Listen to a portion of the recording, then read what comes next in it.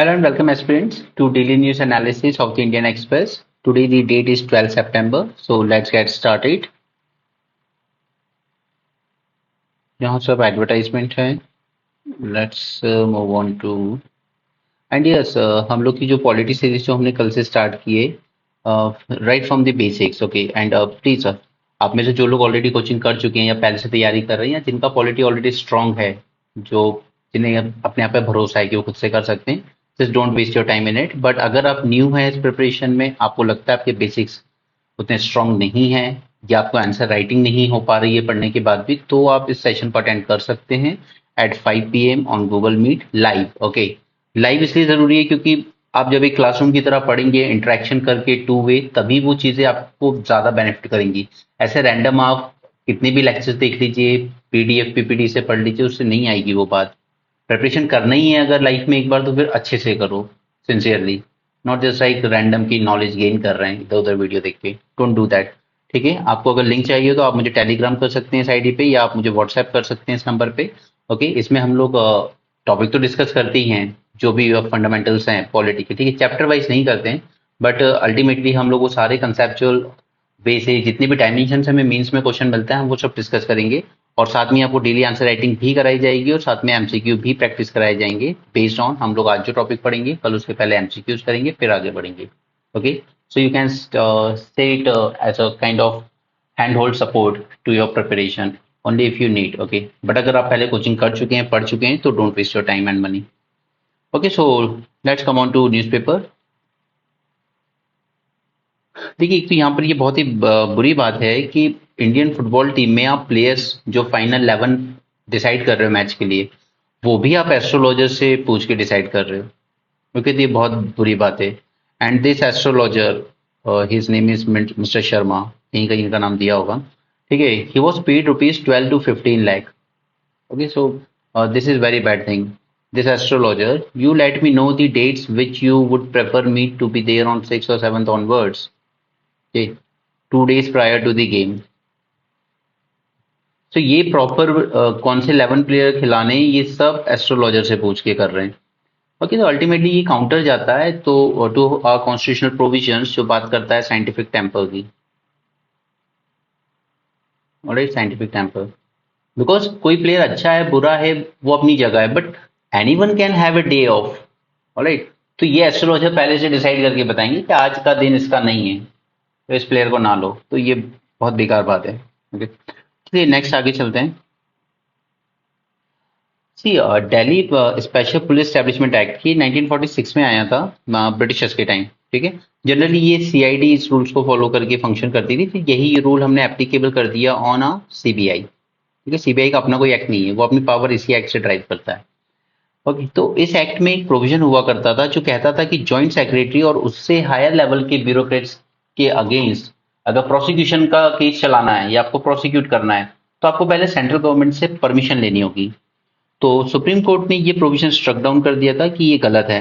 Okay, which made central government sanction mandatory for the CBI to prosecute officers of the rank of joint secretary and above. It was nullified. ठीक है, 2014 के case में, 2014 judgment in Subramaniam Swamy versus Union of India case, उसमें ये section number 6A1 था, इसको invalid कह दिया था. अब कल सुप्रीम कोर्ट ने कहा है कि इट इज इनवैलिड रेट्रोस्पेक्टिवली. 2003 में ऐड किया गया था ये प्रोविजन, 2014 में आपने इसको इनवैलिड कर दिया, बट अब क्लैरिफाई किया है कि ये रेट्रोस्पेक्टिवली, यानी जब से ये ऐड किया गया था तभी से ही इनवैलिड माना जाएगा. राइट, नेक्स्ट है यहाँ पर कि लास्ट ईयर तो नहीं दिए गए थे, बट इस साल शांति स्वरूप भटनागर प्राइज दिए गए. ओके, ये दिए जाते हैं scientific talent under as of 45 years को. तो टोटल 12 साइंटिस्ट को दिया गया है. वैसे दिया जाता है 7 कैटेगरीज में, बट फिलहाल 2 each were selected from 5 categories और बाकी की 2 कैटेगरी से एक ही को सिलेक्ट हुआ है. ठीक है, और 7 कैटेगरीज कौन सी हैं, तो एक है physical science, biological science, chemical science, mathematics and engineering science. Now here government is trying to do something new, कि ये जो रेगुलेटरी बॉडीज होती हैं जैसे सेबी हो गया, ओके, ट्राई हो गई, ये सब रेगुलेटरी बॉडीज हैं. ठीक है, तो यहाँ पर अब से जो चेयरमैन जो बनेगा, तो इसको प्राइवेट सेक्टर के लिए ओपन करना चाहती है गवर्नमेंट कि ये चेयरमैन ऐसा नहीं है कि कोई आईएएस ऑफिसर या कोई दूसरा गवर्नमेंट की सर्विस से आने वाला आदमी ही बन सकता है। अब यहाँ पे चेयरमैन डायरेक्टली प्राइवेट सेक्टर में ऐसा आदमी जिसने एटलीस्ट सीईओ की पोस्ट होल्ड की हो एंड कम से कम 30 इयर्स का एक्सपीरियंस हो उस फील्ड में। ओके, मतलब आप कह सकते हैं कि एक एक्सपर्टीज लाने की कोशिश की जा रही है रेगुलेटरी बॉडी में, क्योंकि चीजें जैसे जैसे टेक्नोलॉजी के साथ साथ कॉम्प्लेक्स होती जा रही है, तो एक ब्यूरोक्रेट जो कि जनरलिस्ट होता है उसके लिए पॉसिबल नहीं होता है उसकी टेक्निकलिटीज को समझना। ठीक है, अब जैसे आर्टिफिशियल इंटेलिजेंस का टाइम आ रहा है, तो उसके लिए तो आज तक एक फ्रेमवर्क भी तैयार नहीं करवा पाए हम लोग ग्लोबल लेवल पे। ठीक है, क्रिप्टो करेंसीज की बात आती है, तो इस तरीके से जो टेक्निकल चीजें हैं इनके लिए कोशिश की जा रही है कि डोमेन एक्सपर्ट लोगों को ही लाया जाए। Alright, now in a move to open up regulatory posts to private sector, Center is considering an amendment to TRI Act 1997 to enable senior corporate executives to become the chairperson of TRI। ठीक, और ये changes की जाएंगे under the upcoming bill telecommunications bill, जो कि अभी आने वाला है, पेंडिंग है। वो लोग होंगे प्राइवेट सेक्टर से जो who have hold board position और been the CEO with professional experience of at least 30 years. Right, यहाँ पे बात कर लेते हैं सऊदी अरेबिया की। तो अच्छा, पहले तो मैंने कल आपको अपने चैनल पर 2 पोस्ट डाली हैं। एक पे तो मैंने आपको पूरा समराइज कर दिया है G20 का जो आउटकम आया है, ठीक है, उसको आप रीड करना है आपको। और दूसरा मैंने ये जो कॉरिडोर बन रहा है IMEC, ठीक है, इसका मैप डाला था, तो एक बार देख लेना कहाँ से किस तरीके से पास होगा। ये G20 का आउटकम जरूर पढ़ लेना, क्योंकि जितना बिखरा बिखरा आया है पिछले 1-2 हफ्ते में, हमने उसको समराइज करके सफिशियंट है वो हमारे एग्जाम के लिए। Now, days after India Middle East Europe Economic Corridor, an ambitious infrastructure project that will connect India to Europe via West Asia, was unveiled at G20। ठीक है, तो ये अल्टीमेटली क्या करेगा, उसके बाद हमने क्या किया है, सऊदी अरेबिया के साथ अपने 8 एग्रीमेंट भी साइन करें। अभी एग्रीमेंट हर फील्ड में साइन होते हैं, रट्टा मारने की जरूरत नहीं है, ये सब आपके दिमाग में कॉमन सेंस से आ जानी चाहिए चीजें। देखिए, हमें कॉपरेशन बढ़ाना है in energy sector, connectivity projects, ठीक है, digitalisation, electronic manufacturing, finance, security, सब कुछ जितना आप सोच सकते हो। दूसरा, India Saudi Arabia strategic partnership council setup किया गया था 2019 में। यहाँ पे एक अच्छी चीज है कि नीति आयोग ने एक प्रोग्राम चलाया था, एस्पिरेशनल डिस्ट्रिक्ट प्रोग्राम, और इसकी सक्सेस को देखते हुए फिर हम लोग लेकर आए ब्लॉक डेवलपमेंट प्रोग्राम। ठीक है, तो इसी एस्पिरेशनल डिस्ट्रिक्ट प्रोग्राम के अंडर में काफी अच्छा वर्क किया गया है to improve the adult literacy. वो लड़कियां जो उस टाइम नहीं जा पाई स्कूल, कम से कम उनको इतना तो सिखा दो पढ़ना, बेसिक अपने नाम लिखना, थोड़ा सा कैलकुलेशंस करना and so on. India Saudi Arabia की ही कंटिन्यूएशन है यहाँ पर, upgrading the hydrocarbon energy partnership to a comprehensive energy partnership for renewables, petroleum and strategic reserve. Strategic reserve आपको पता है ना, हमारे पास 4-5 बने हुए हैं। ठीक है, हम लोग उसमें ऑयल स्टोरेज करके रखते हैं अंडर दी रॉक कैवर्न्स, ठीक है, for emergency use. Then two sides also agreed to create a joint task force for $100 billion of Saudi investment. Officials said India will be connected by railroad under multinational IMEC। और कल ही मैंने आपको बताया था it is as a counter to Chinese belt and road initiative. फिर दूसरा, दोनों countries explore कर रही हैं possibility of trading in local currencies and expediting the negotiations for a free trade agreement. और आपको पता है सऊदी अरेबिया ही नहीं बल्कि वहां पे यूएई, कुवैत, ये सब ऐसी कंट्रीज जिनके पास बहुत सारा पैसा पड़ा हुआ है सॉवरेन वेल्थ फंड में। ठीक है, तो वहीं से हम चाहते हैं कि आप सॉवरेन वेल्थ फंड से कुछ इन्वेस्टमेंट इंडिया की तरफ कीजिए। ये जो प्राइस अनाउंस हुआ है ये दिया जाता है हर साल ऑन September 26, क्योंकि ये फाउंडेशन डे था CSIR का। ऑफिसर्स को जब ये इम्यूनिटी देने वाला प्रोविजन सुप्रीम कोर्ट ने इनवैलिड कर दिया था ना, तो उसके बाद गवर्नमेंट ने क्या किया, गवर्नमेंट ने एक नया प्रोविजन ऐड किया, section 17A under prevention of corruption act 1988 with effect from 2018।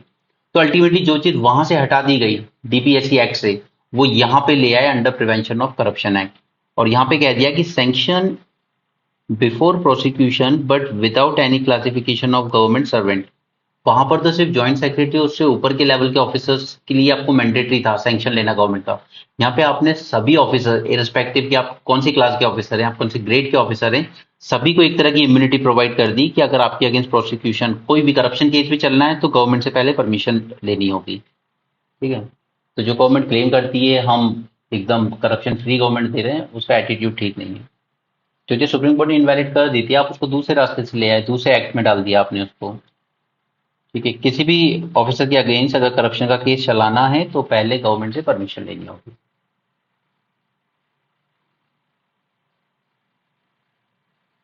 Next, अब आपको पता है कि अगला G20 समिट जो होगा, अब उसे होस्ट कौन करेगा? ब्राजील।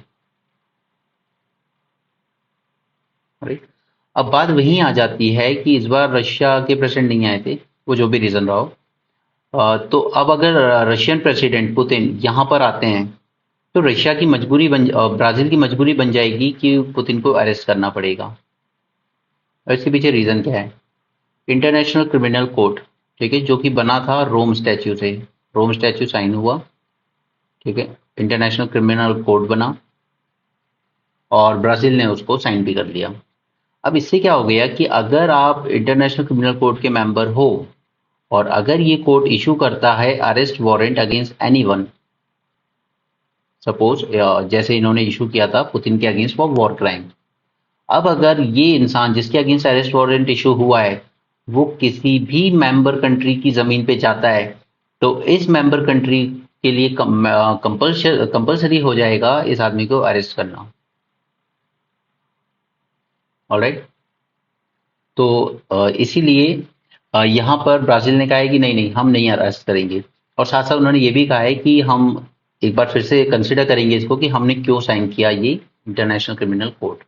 क्योंकि तीन बड़ी country US, Russia, China and India, इन लोगों ने साइन किया ही नहीं कभी ये सब। ठीक है, तो ये तो मानते ही नहीं है।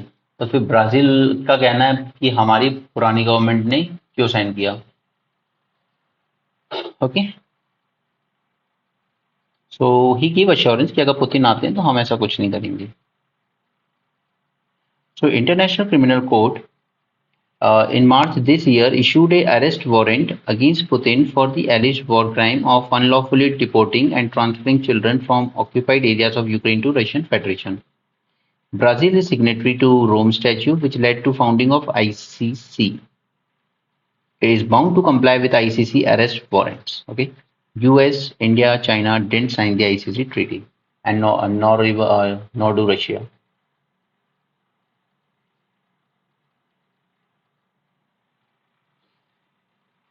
अब देखिए यहाँ पे हम लोग विदेशियों को खुश करने के लिए कुछ ऐसा भी कर जाते हैं कई बार जो कि हमारे खुद के लोगों के अगेंस्ट जाता है। और यहाँ पे बात एक और एंगल आ जाता है centre state relation, because foreign policy भले ही सेंट्रल गवर्नमेंट का डोमेन हो, बट फॉरेन पॉलिसी भी आप यूनिलेटरली अपनी मर्जी से नहीं चला सकते। You should take state consultation. Okay, कि अल्टीमेटली वो अफेक्ट तो उन्हीं को करेगी ना। फॉर एग्जाम्पल तीसरा वाटर शेयरिंग पे जब एग्रीमेंट करने जा रहे थे तो मनमोहन सिंह ने साथ में बंगाल की चीफ मिनिस्टर ममता बनर्जी को कंसल्ट किया था और ऑलमोस्ट वो साथ जाने को तैयार भी थे उस टाइम, लेकिन फिर उनका मन बदल गया कि नहीं हमें नहीं करना ये एग्रीमेंट। ठीक है, तो वो आज तक हो नहीं पाया है, but at least he took the concern of state government into consideration. अब यहाँ पे गवर्नमेंट ने क्या किया है कि यूएसए से आने वाले एप्पल, वॉलनट एंड आलमंड्स, इन पे एडिशनल इंपोर्ट ड्यूटी लगती थी ताकि इनके यहाँ से आने वाला सामान अच्छी क्वालिटी का तो होगा ही होगा, बट ज़्यादा सस्ता ना हो जाए। ठीक है, वरना फिर हमारे यहाँ की जो तीन स्टेट जहाँ पे ये सब उगाया जाता है, जैसे जम्मू कश्मीर, ठीक है, दूसरा हिमाचल प्रदेश और उत्तराखंड, यहाँ के जो कल्टिवेटर्स हैं इनको नुकसान ना हो। अब बाइडेन को खुश करने के लिए जब इनकी मीटिंग हुई तो सेंट्रल गवर्नमेंट ने एग्री कर दिया कि हम ये एडिशनल इंपोर्ट ड्यूटी खत्म कर देंगे। ठीक है, तो अमेरिका के फेवर में तो बहुत अच्छे से हो गया, बट इन तीन स्टेट्स के लोगों का क्या होगा? Okay, that is the concern. तो ये सही नहीं है। फॉरेन पॉलिसी भले ही आपका डोमेन हो, बट अल्टीमेटली वो अफेक्ट करता है अलग अलग स्टेट के लोगों को। So you should take the state into consideration before taking any such steps. Okay, तो इसको आप रिलेट कर सकते हैं सेंटर स्टेट रिलेशन से। Political parties in Kashmir Valley urged the center to rethink its decision to remove additional duties on apple, walnut, and almonds imported from United States. The removal of additional duties on about half a dozen US products, including apple, walnuts, almonds, and lentils.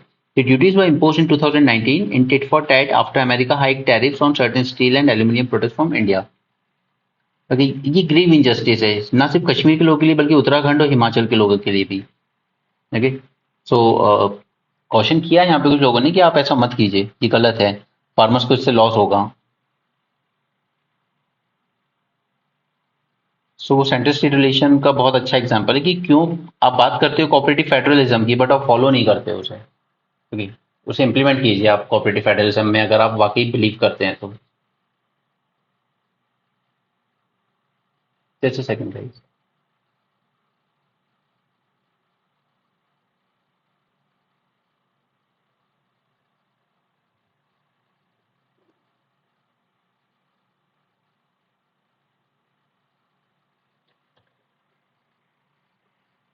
ये G20 वगैरह पे मैं आपको दे चुका हूँ जितना important note है हमारे एग्जाम पॉइंट ऑफ व्यू से, तो आप उसको वहां से बस एक बार देख लीजिए कि डिक्लेरेशन में क्या क्या है और कुछ नहीं देखना है इससे अलावा. ठीक है. दूसरा है कि G20 को अगर थोड़ा क्लाइमेट एक्शन के पॉइंट ऑफ व्यू से भी देखते हैं. देखिए, ये जो G20 कंट्रीज हैं ये तो हम देख चुके हैं कि 85% जीडीपी को रिप्रेजेंट करता है. ठीक है, 2/3 ग्लोबल पॉपुलेशन को रिप्रेजेंट करता है. ये सब बातें तो हो गई. ठीक है, but at the same time ये 80% ग्रीन हाउस एमिशन को भी होल्ड करता है.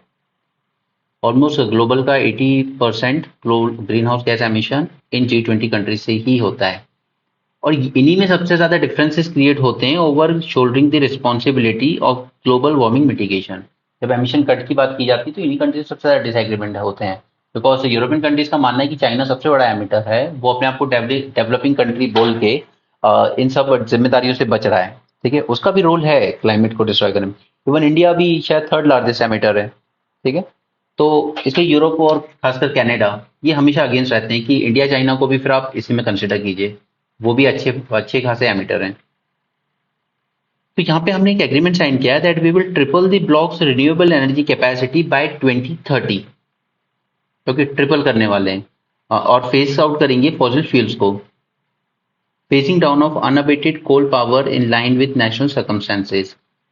बट देखिए, दिक्कत ये है कि आप जो ट्रिपल करने की बात कर रहे हो ना, वो ट्रिपल करने के लिए आपको चाहिए almost $5.9 trillion by 2030 to meet the climate goals. एक अच्छी बात यह है कि 83% जो न्यू एडिशन हुए हैं पावर कैपेसिटी में वर्ल्ड ओवर इन 2022 ये रिन्यूएबल एनर्जी से आए. So that is good thing. Okay, India China is well on course to meet their renewable energy related Paris pact commitment. लेकिन ये कमिटमेंट को triple करने में अगले 7 साल में ये काफी एम्बिशियस टारगेट है, क्योंकि इसके लिए आपको almost 1000 gigawatt every year addition करना होगा. और जबकि लास्ट ईयर जो कि सबसे ज्यादा रिकॉर्ड इंक्रीज हुआ है रिन्यूएबल कैपेसिटी में, वो सिर्फ 300 गीगावाट हुआ है. तो हमें जरूरत है हर साल 1000 गीगावाट रिन्यूएबल एनर्जी ऐड करने की, और हम कर पाए हैं 22 में सिर्फ 300 गीगावाट. राइट. सो और उसके अलावा इस it will require also setting up of the infrastructure, because I told you कि रिन्यूएबल एनर्जी हम जनरेट कर भी लें तो हमें स्टोरेज के लिए बैटरी बैकअप भी चाहिए उतना ही अच्छा. फिर हमने अफ्रीकन यूनियन को इंक्लूड किया है G20 में, तो इससे भी एक इम्पीटस मिलेगा, because almost 60% of the best solar resource globally African continent में ही है. मतलब सबसे ज्यादा जो सनलाइट पड़ती है, सोलार इंसोलेशन, वो अफ्रीकन कंट्रीज में ही सबसे ज्यादा पड़ता है. ठीक है, तो ये G20 में अब ज्वाइन हुआ है तो वी कैन एक्सपेक्ट कि सोलर एनर्जी के प्रोडक्शन को और ज्यादा इम्पेटस मिलेगा. Next, this is an article on artificial intelligence के चैलेंजेस पर. ठीक है, तो G20 Delhi declaration stresses the importance of responsible artificial intelligence practices including protection of human rights, transparency, fairness and accountability. अगर हम 23 की स्टैनफोर्ड आर्टिफिशियल इंडेक्स रिपोर्ट देखें तो हमें देखने को मिलता है कि private investment in artificial intelligence has increase 18 fold since 2013. Okay, ये चैट जीपीटी आने के बाद से तो इसमें इंटरेस्ट बहुत ज्यादा बढ़ा है, इंक्लूडिंग कंपनीज का एडॉप्शन भी ऑलमोस्ट डबल हो गया है सिंस 2017. फॉर एग्जांपल, अगर आप मीडिया हाउसेस की बात करें तो उन्हें आज अपनी रिपोर्ट तैयार करने के लिए, अपनी स्टोरी टेलिंग के लिए या ऐसे लिखने के लिए आज ह्यूमंस की जरूरत कम है. वो चैट जीपीटी वो काम बहुत आसानी से कर देता है. ओके, और ये बढ़ता इसलिए जा रहा है क्योंकि कैपेबिलिटीज भी बढ़ रही हैं आर्टिफिशियल इंटेलिजेंस की, इसकी अफोर्डेबिलिटी भी बढ़ रही है लोगों में, और दूसरा वाइड स्प्रेड एप्लीकेशन इसके, ठीक है, लगभग हर चीज पे आज अप्लाई कर सकते हो आप इसको। तो हमें जरूरत क्या है इसको क्या करने की, पूरा आर्टिकल नहीं, जो काम का है सिर्फ वही पॉइंट सुनो। सबसे पहले, we must establish a world wide consensus regarding risk of AI. पहले तो आप इस पे ही कंसेंसस बना लीजिए कि आर्टिफिशियल इंटेलिजेंस से कितनी तरह के रिस्क आ सकते हैं। एलॉन मस्क का स्टेटमेंट में मैंने आपको कोट किया ही था उस दिन, that artificial intelligence is more dangerous than nuclear weapons for humanity. Now, we need to set up an international commission focused on it, iteratively working towards identifying the risk associated with AI। तो पहले तो एक international commission बनाएं जो risk को identify करे। Okay, तो पहले रिस्क पे कंसेंसस बनाना सबसे पहला काम है। नेक्स्ट इज, किसी प्राइवेट सेक्टर अकेले के हाथ में मत छोड़िए, state should need a substantial stake in AI design, development and deployment, currently dominated by few companies. Second step ये जरूरी है कि गवर्नमेंट का इन्वॉल्वमेंट हो उसके साथ, पूरी तरीके से प्राइवेट वालों के हाथ में ना छोड़ा जाए। नेक्स्ट इज, इसका एक एग्जांपल है यूएई एमिरेट ऑफ रस अल खाइमा, हाँ जैसे भी आप प्रोनाउंस करना चाहें, एंड ह्यूमंस डॉट एआई। इन लोगों ने कॉपरेट किया आपस में to establish a zone where companies will securely govern and run their AI models with transparency। Okay, तो इस एग्जाम्पल को आप कोट कर सकते हैं कि हमें सिर्फ प्राइवेट के हाथ में नहीं छोड़ना है, पब्लिक प्राइवेट टाइप का पार्टनरशिप होनी चाहिए। कि यहाँ पर इसने बात की है कि इंडिया यूरोप का ट्रेड कैसा था उस टाइम, तो इस आर्टिकल में ऐसा कुछ नहीं है आपको जो एग्जाम पॉइंट ऑफ व्यू से आपके काम आएगा। और respect except this map, Muziris, it was a port, okay, western coast पर केरल में आता है। हिस्ट्री ऑप्शनल वाले पढ़ते होंगे इसको। नेक्स्ट इज अरुलकामेडू, जो कि तमिलनाडु पे आता है हमारी ईस्टर्न कोस्ट में।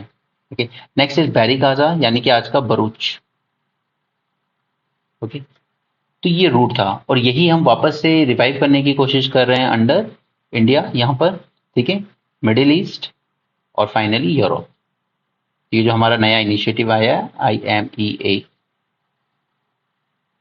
ओके, वो इसी रूट को दोबारा से रिवाइव करने की कोशिश कर रहा है। ठीक है, तो ये तीन याद रखिएगा। अगर पिछले 4 साल में यूपीएससी 2 बार ऐसे एग्जाम्पल देके पूछ चुका है कि कौन थे और उनके आंसर था पोर्ट, तो ये मुजेरिस, अरिकामेडू एंड पैरिगासा, तीनों याद रखिए, it was ancient port. Next है मोरक्को। मोरक्को आता है हमारा अफ्रीकन कॉन्टिनेंट में, जैसे मैप भी दिखा दूंगा चलिए में, मगर अगर हमारा ये यहाँ पर स्ट्रेट ऑफ जिब्राल्टर है, ओके, तो ऊपर स्पेन आ जाता है और नीचे से मोरक्को है, मोरक्को और ऊपर स्पेन है, ओके, इन दोनों के बीच है। तो हो क्या रहा है कि जो अफ्रीकन प्लेट है वो यूरेशियन प्लेट से टकराती है, तो इस वजह से जो अर्थक्वेक्स हैं वो यहाँ पर आते हैं।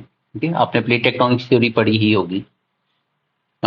जनरली देखिए, जो शैलो अर्थक्वेक होते हैं, यानी कि जो ज्यादा नीचे से नहीं आ रहे हैं, ज्यादा गहराई से, ओके, सरफेस के थोड़ा नजदीक से आ रहे हैं, ये शैलो क्वेक्स ज्यादा डेंजरस होते हैं क्योंकि इनमें एनर्जी ज्यादा होती है, और क्योंकि पास से आ रहे हैं तो ज्यादा ट्रेवल नहीं करना पड़ता, तो एनर्जी लॉस भी कम होता है। सच quakes occur due to northward convergence of African plate with respect to Eurasian plate। इसको हम कहते हैं ऑब्लिक रिवर्स फॉल्टिंग। एक second,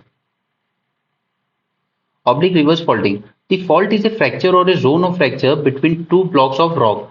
faults allow the blocks to move relative to each other and causing earthquake. जब दो block एक दूसरे के अगेंस्ट मूव करते हैं तो उसमें जो वाइब्रेशंस होते हैं उस वजह से अर्थक्वेक यहाँ पर जनरेट होता है।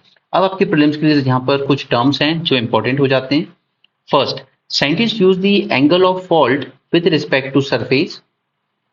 इस एंगल को हम लोग कहते हैं, it is known as dip, okay, and the direction of slip along the fault. तो इस डिप को और डायरेक्शन, स्लिप किस डायरेक्शन में हो रहा है, इन दोनों को लेकर क्लासिफाई किया जाता है कि किस तरह का फॉल्ट है। तो इसको कहा गया है हमारा यहाँ पे ऊपर oblique reverse faulting. Faults which move along direction of the dip plane are called as dip slip, and the faults which move horizontally are known as strike slip fault. Oblique slip faults show characteristics of both dip slip and strike slip faults. The term reverse, reverse का मतलब है कि upper block जो है above the fault plane moves up and over the lower block, और ये generally होते हैं कन्वर्जिंग वाले जोन में। दो तरह के होते हैं, कन्वर्जेंस एंड डाइवर्जेंस। डाइवर्जेंस वाला नहीं, जो कन्वर्जेंस वाला है जहाँ पर कंप्रेशन होंगे ना, उस पे होते हैं। चलिए नेक्स्ट, यहाँ पे हमने G20 के लिए क्या सेटअप किया है, स्टार्टअप 20 एंगेजमेंट ग्रुप.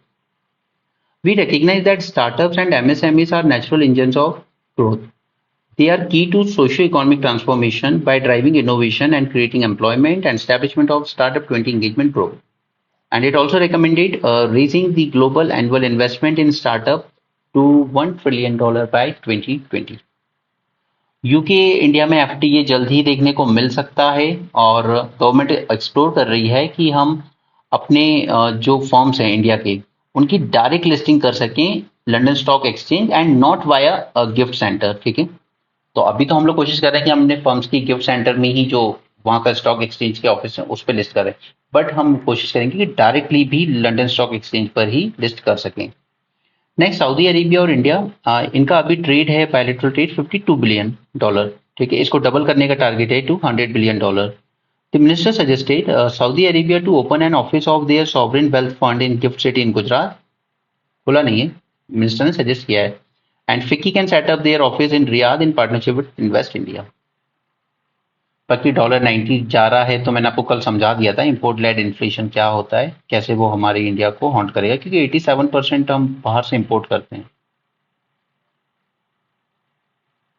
यहाँ पे जो प्रोविंसेस 4 प्रोविंसेस एनेक्स किए थे यूक्रेन से रशिया ने, उसमें वोटिंग करवाई थी. ठीक है, तो सब कुछ पुतिन के फेवर में गया है. तो वर्ल्ड ने और कीव ने तो ऑब्वियसली कहा है कि this is violation of international law and it is an illegal attempt to tighten Moscow grip over regions in Ukraine south and east. Okay, बाकी सब कुछ काम का नहीं है. जितना काम का था हमने देख लिया है. अगर आप लोग ज्वाइन करना चाहते हैं पॉलिटी के सेशन के लिए तो you are welcome at 5 PM. ठीक है, इफ यू नीड ओनली. ठीक है, अगर आप लोग पढ़ चुके हैं पहले, पॉलिटी पढ़ा है पूरा, तो don't waste your time. So thanks for joining this session. Have a great day and keep learning.